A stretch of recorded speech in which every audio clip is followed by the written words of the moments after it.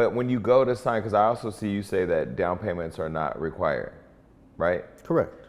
But everywhere you go, you have to put a down payment, car, house. Does that mean it's correct?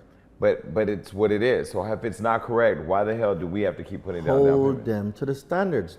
When you know So better. you're saying if I want to go buy a house in Miami right now, house is $5 million, because I literally found one yesterday. 5 or 6 million. And they say we want 10% down. I can say no. All right. That part is up to you, but let me explain. It's a little bit more technical than just a yes or no. So do you know that a place that is your principal dwelling, under truth in lending, a consumer can rescind that whole transaction and you can actually keep the house for free?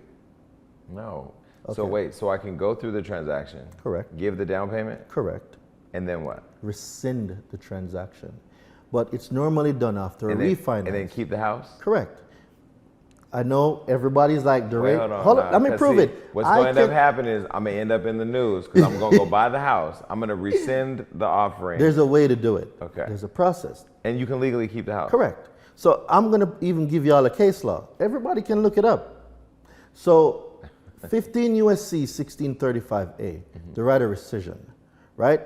So let me break it down. I mean, the headline for this interview has to be learn how to buy a house and get your down payment back, you know? So 15 USC, and everyone can follow, 1635. It's going to bring you to truth in lending, and it's going to bring you to the right of rescission. This isn't Doreen making this up, this is law.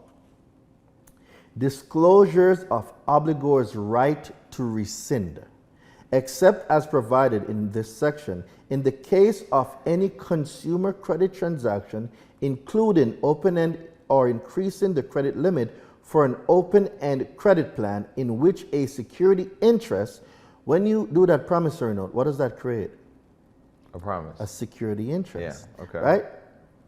A security interest, including any such interest arising by operation of law, is or will be retained or acquired in a property which is used as the principal dwelling. So a home is your principal dwelling, right?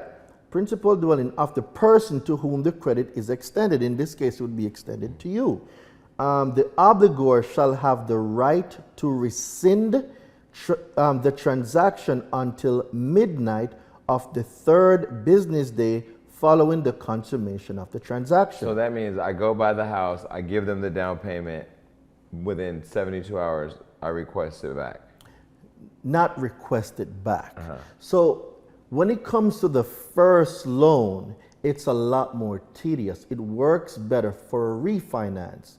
There's a case law that everybody can look up. It's called Genowiski versus Countrywide, where the Genowiskis refinance their house. When you refinance, you have a 3-year window. Okay. So there's 2 periods in here, the first 3 days. But if you didn't get all your disclosures, which Truth in Lending says you're supposed to get, you now have a 3-year window. So but this doesn't apply to an initial purchase of a personal dwelling. Just refinance alone.